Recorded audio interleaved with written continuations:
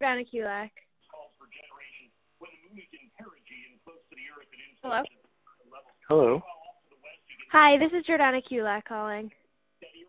Who is it? Jordana Kulak. I sent you an email. I'm from BU. Oh, okay. How are you? Good, how are you? I'm doing okay. So how can I, what Well, would you like to talk about? Special ed, I know that. Yes, I am taking a beat reporting class, and for my final, I am covering special ed, and I just wanted to ask you a few questions, just so I could get a background kind of on my knowledge of how it's handled in Brookline Public Schools. Okay. Do you happen to be familiar with how it's handled in other places, or is it all very new to you? It's pretty new to me. I've been covering BPS all semester, so I am familiar with that, with the public school system in Brookline, but not necessarily special ed, because they haven't touched on that at all this semester. Okay. Is it all right if I ask you a few questions? Go right ahead. Okay, great. My first one is, how do you feel that Boston Public School handles special ed? Brookline. Brookline. Okay. Yeah, do you think that there's enough done, or if there should be more efforts facilitated? I think they do an average job. Okay. There are districts that do better, districts that do worse. It's pretty much across the board. Mhm. Do you feel like there are enough teachers for the amount of students? Oh no, absolutely not. We delegate some of the work out to paraprofessionals who aren't as properly trained, and that's problematic. Mm-hmm.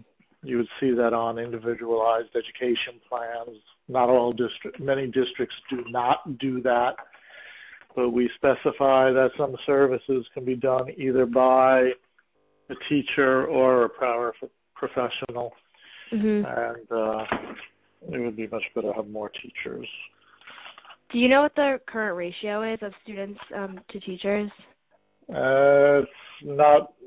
That's not a straightforward number in special ed, so no. I mean, in general ed, what is it? It's, averages, I think, about 22 to 1, but I can't give you an answer for special ed, unfortunately.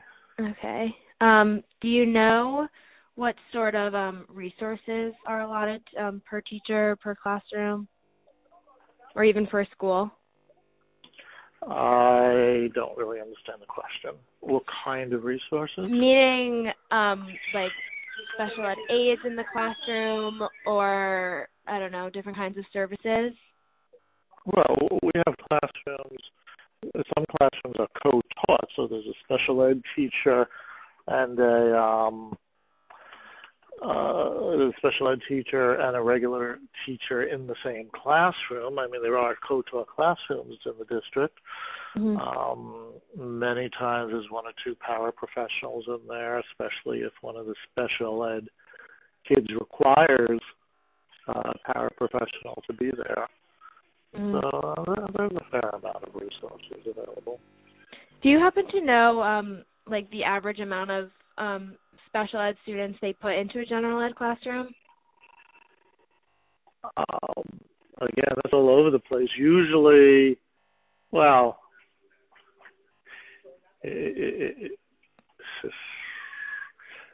students with disabilities account for about 17% of our district.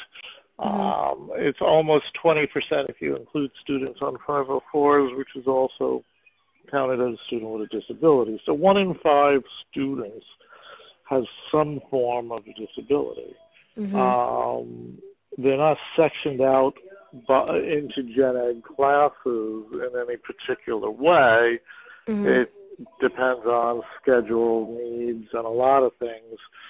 So that's an almost impossible question to answer. Because of the way it's laid out. I know that's not the answer you want to hear. Yeah, that's okay. Don't worry. Well, keep going. What else you got? So do you, in terms of facilities, do you think there's enough space for like tutoring programs or for Absolutely special not. help?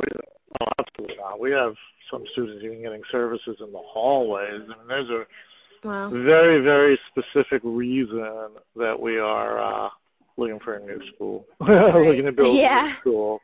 No, we absolutely do not have the space needed, and it definitely does affect special ed. Yeah, I think that was my next question. I know that's a big question, but do you see any like direct impacts on how space is affecting your services? No, absolutely. Absolutely. We don't have the proper space, and very soon it'll be even worse. There are some various forms of special needs require specific kind of spaces. Students with sensory issues, students with mobility issues, and we don't have the space. I mean, we barely have enough space for our RISE programs, which accommodate kids on the spectrum and others. So that's one thing. One immediate reason we're looking for a new school. We need more space for more students on the spectrum. We have one program for students with more of the severe mobility needs and other needs, but there's really no space for another one. We're desperate for more space in special ed, and hoping that will be addressed by the new school. I'm on some of the planning boards and stuff for that. Right. So my next question is a little different. Do you know of any school-wide policies that Brookline Public Schools has kind of regarding how special ed students are treated in these schools? That's actually an extremely timely question. I sit in with the policy committee all the time. We are finally starting to rework the discipline policy tomorrow. Wow. Is the first meeting. And I've been yelling that it must include our special needs kids, because discipline works very differently at various points in the stages of discipline. And we don't address it at all. We are horrific in the way we handle special needs and discipline. There are other policies, too, which need to be improved more to be handling issues that come up with special needs. But that's pretty much the biggest one. Right. And no, we're doing an awful job today. Starting tomorrow, we'll be doing a little better. And my last question is from your involvement in the Parents Association. What strides or struggles have you seen special ed take in Brookline? Well, one of the biggest issues is district compliance.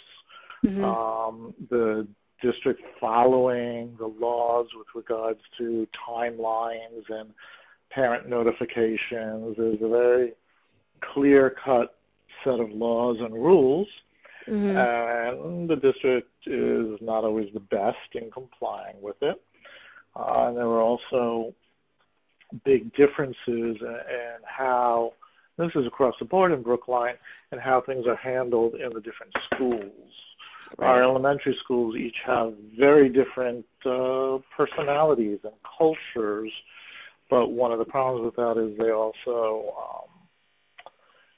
handle all sorts of issues differently, including special needs, special ed laws. And that's something that needs to be tightened up. Right.